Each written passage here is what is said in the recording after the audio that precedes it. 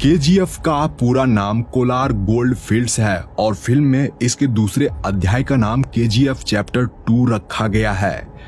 Yes यानी Rocky भाई को जिन्होंने हिंदी में आवाज दी है उनका नाम सचिन गोले हैं। आप उनकी एक झलक यहाँ देख सकते हो। ऑफर क्लोजेस सून।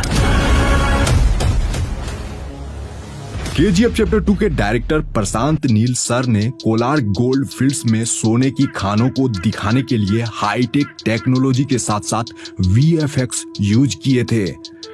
लीड कास्ट के अलावा इस फिल्म में 800 से ज्यादा जूनियर आर्टिस्ट को लिया गया जिन्हें आप यहाँ देख रहे हो। बाकी इतने आर्टिस्ट को बाहुबली और बाहुबली 2 में भी हायर नहीं किया गया था। केवल यही नहीं, ज्यादातर फिल्म मेकर्स ऑब्जेक्ट मॉडलिंग और कॉपी पेस्ट से ही लोगों की भीड़ को मूवी में दिखाते हैं।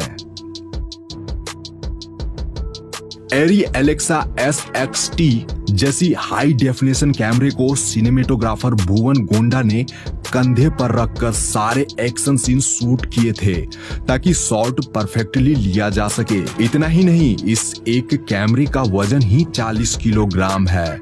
वैसे इस फिल्म में 150 से ज्यादा कैमरे यूज हुए हैं जिन्हें डिफरेंट एंगल दिखाने के लिए इस्तेमाल किया गया था। मैं आपको बता दूं कि भुवन गोंडा सर डायरेक्टर साहब के पसंदीदा सिनेमेटोग्राफर हैं। उन्होंने केजीएफ चैप्टर 1 को बनाया था। इसके अलावा प्रभास के साथ उनकी अगली फिल्म सालार में भी भुवन गोंडा ही सिनेमेटोग्राफर हैं। फिल्म के कॉस्ट्यूम डिजाइनर नवीन शेट्टी है। इनके अलावा योगी जी राज भी थे। आप उन्हें और उनकी टीम को कलाकारों को कॉस्ट्यूम पहनाते हुए देख रहे हो। यहाँ उनके द्वारा अधीरा यानी संजय दत्त को तैयार किया जा रहा है। मैं आपको बता दूं कि उनके सूट का वजन यानी अधीरा के सूट का वजन ही 25 किलोग्राम था, जिसमें लेदर, कॉटन, जूट इत्यादि यूज किए गए हैं उस कपड़े को बनाने में। श्रीनिधि शेट्टी और यश का कॉस्ट्यूम डिजाइन सानिया सरधारिया ने किया है। उन्होंने लीड कास्ट को मॉडर्न और रेट्रो लुक बखूबी और पूरे परफेक्शन के साथ दिया था, तभी तो इस फिल्म के लुक से लेकर स्टाइल तक फेमस हो गए हैं। वैसे तो फिल्मों में कार चेजिंग सीक्वेंस को वीएफएक्स स्टूडियो में ही शूट करके दिखाया जाता है, बट इस फिल्म में ओरिजिनलिटी का पूरा ध्यान रखा गया था। यहाँ पर आप जिस कार को देख रहे हो जिसमें कि रॉकी रीना को बचाने जाता है, दरअसल यह फोर्ड मुस्तांग 1969 है जो कि काफी महंगी कार है। मुख्यतः केजीएफ चैप्टर 2 फिल्म की शूटिंग कोलार गोल्ड फील्ड्स के अलावा बेंगलुरु, हैदराबाद और मैसूर में शूट किया गया है, जिसके बारे में आप आगे जानोगे। वैसे तो मूवी में कोलार गोल्ड फील्ड्स के कुछ ही डिस्टेंस पर रॉकी का रॉयल प्लेस था, बट असल में उनके घर को दिखाया जो गया है वह लोकेशन हैदराबाद के ताज फलकनुमा पैलेस का है। बट फिल्म में हमें ये दोनों चीज एडिटिंग के जरिए एक साथ यानी अगल बगल में दिखाई गई थी। मूवी का यह सीन उस समय का है जब रॉकी को देखकर लगता है कि वह अब सब कुछ हार चुका है, बट वह इनायत अली से डील करने दुबई चला जाता है। तो वहां जो बीच वाली लोकेशन पर यह वाली शूटिंग आप देख रहे हो वह एक्चुअली इंडिया का ही लोकेशन है। कर्नाटक के पाडुकेरे बीच के मलपे में इस वाले सीक्वेंस की शूटिंग हुई थी। अब क्लाइमेक्स के इस सीन को देखिए। आपको क्या लगता है कि क्लाइमेक्स बनाना कितना डिफिकल्ट होगा? फिल्म मेकर्स ने अपने टोटल बजट का 15% हिस्सा क्लाइमेक्स के लिए ही बचा कर रखा था, यानी सिर्फ क्लाइमेक्स पर ही 12 करोड़ रुपए खर्च कर दिए गए थे। एंड लास्ट वाला फाइटिंग सीन है जहां पर अधीरा और रॉकी को लड़ते हुए दिखाया गया है, जो कि काफी दमदार फाइटिंग सीक्वेंस में से एक है। तो इस जगह पर दोनों ने दमदार फाइटिंग तो करी है, बट जानकर आपको अच्छा लगेगा कि इस एक्शन सीन के लिए ना तो यश और ना ही संजय दत्त ने कोई डबल बॉडी इस्तेमाल किया है, यानी कि यहाँ कोई भी डबल बॉडी नहीं है। ब्यूटी पेजेंट श्रीनिधि जी, जिन्होंने इस फिल्म में रीना का किरदार निभाया है, जो कि रॉकी की वाइफ रहती है, यहाँ उन्हें आप बिहाइंड द सीन में देख रहे हो, वो अपने शॉट को खुद से देख भी रही है एंड वो काफी अच्छा फील कर रही है। और यह क्लिप होली का है। वह और उनकी टीम यानी केजीएफ टीम ने इस साल सेट पर ही होली खेला था। उन्हें गुलाल लगे हुए आप देख रहे हो। एंड मैं आपको बता दूं कि श्रीनिधि जी इस फिल्म के लिए यानी केजीएफ फिल्म के लिए बड़ी बड़ी 7 फिल्मों का ऑफर अब तक ठुकरा चुकी है ताकि वह रॉकी के साथ स्क्रीन शेयर कर सके। क्लाइमेक्स का यह धांसू सीन है जिसके शॉट्स और रील आजकल खूब वायरल हो रहे हैं। यह सीन फिल्म में आपको कुछ ऐसे दिखाया गया था। यहाँ पर रॉकी खतरनाक लुक में मिनिस्टर को मारने पहुंचता है।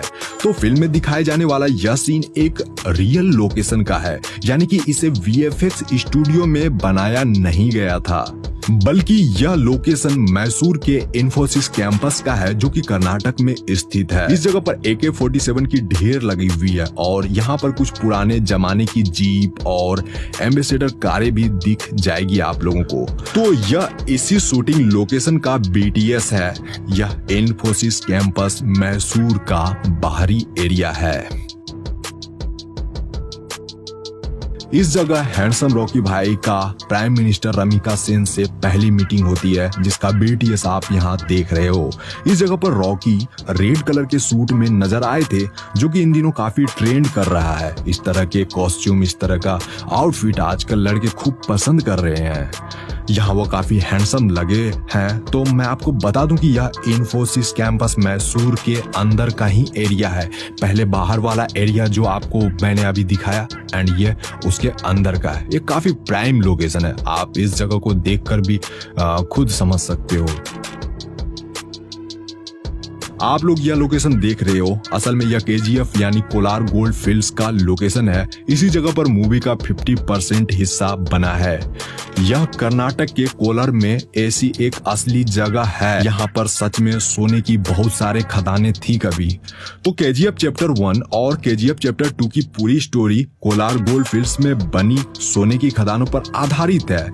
यह लोकेशन बेंगलुरु से लगभग 100 किलोमीटर की दूरी पर स्थित है एंड KGF चैप्टर 2 का भी सेट यही है। वैसे तो KGF की स्टोरी काल्पनिक है, लेकिन कहीं ना कहीं इसे आप लोग रियल कोलार गोल्ड फील्ड से रिलेट कर पाओगे। साल 1981 की प्राइम मिनिस्टर रमिका सेन यश को इंडिया का सबसे खतरनाक क्रिमिनल बताकर उनके खिलाफ डेथ वारंट सिग्नेचर करती है। लेकिन उससे पहले यश गरुड़ा को मारकर कोलार गोल्ड फील्ड के ऊपर अपना साम्राज्य खड़ा कर लेता है और फिर कोलार गोल्ड फील्ड से निकलने वाले सोने को अपनी मन मर्जी कीमत पर वह बेचता है। रियलिटी से भी आप लोगों को रूबरू करवाऊं तो 1979, 1980 और 1981 में गोल्ड की रेट बहुत तेजी से बढ़ी थी। 1902 में कोलार नामक इस जगह पर गोल्ड माइनिंग शुरू हुई थी। माइनिंग के लिए बड़े बड़े इक्विपमेंट्स लगाए गए थे। उस समय ब्रिटिश की हुकूमत थी जिससे कि उन्होंने भारत में गोल्ड माइनिंग के लिए एक डैम बनवाया जिसे कावेरी डैम कहा जाता है। तो इस डैम से काफी मात्रा में बिजली उत्पादन की जाती थी। मैं आपको बता दूं कि तब एशिया में कुछ ही चुनिंदा देशों में इलेक्ट्रिसिटी जैसी कोई चीज आई थी, जिसमें सबसे फेमस था जापानी पावर हाउस जो कि आसपास के देशों को बिजली प्रोवाइड करता था। कावेरी डैम से इतनी ज्यादा इलेक्ट्रिसिटी प्रोड्यूस होने लगी कि आसपास के शहरों को भी इसका फायदा मिलने लगा था। यही वह बड़ी वजह है जिससे कि बेंगलुरु देश का सबसे पहला बिजली संपन्न शहर बन गया था, जो कि फैक्ट भी है। तो जैसा कि मैंने कहा कि यह लोकेशन रियल है। KGF चैप्टर 2 के डायरेक्टर प्रशांत नील सर चाहते तो ये पूरी फिल्म VFX स्टूडियो में भी बना सकते थे, लेकिन यहाँ जो सेट तैयार किए गए थे उनके पीछे काफी मेहनत लगी है। एंड मैं आपको बता दूं कि KGF मूवी के कोलार गोल्ड फील्ड के इस सेट को बनाने में 9 महीने लगे थे और 250 लोग प्रतिदिन काम करते थे। देखिए, गोल्ड माइनिंग के लिए साइनाइड का यूज किया जाता था पहले। यहाँ जो आप इस जगह पर इतने बड़े विशालकाय गड्ढे देख रहे हो, यह फिल्म मेकर्स द्वारा नहीं करा गया, बल्कि ये माइनिंग करने से ही इतना बड़ा गड्ढा बना है। अब सोचो कितनी ज्यादा साइनाइड यहाँ यूज किए गए होंगे। यहाँ तक कि इस जगह पर साइनाइड के पहाड़ भी बन गए हैं एंड उसकी धूल से फिल्म मेकर्स और क्रू मेंबर्स को काफी ज्यादा परेशानी का सामना करना पड़ता था। तो आप लोगों ने यहाँ जाना कि केजीएफ चैप्टर 2 को बनाने में कितना हार्ड वर्क लगा है। केजीएफ चैप्टर 2 मूवी को बनाने में लगे हार्ड वर्क के बारे में आप लोगों ने तो जान ही लिया। ज्यादा से ज्यादा आप लोग शेयर करो ताकि और भी लोगों को पता चल सके कि ये फिल्म कितनी मुश्किलों से बनी है। Thanks for watching. मिलते हैं एक शानदार वीडियो में। अपना ख्याल रखिए। Take care. Bye bye.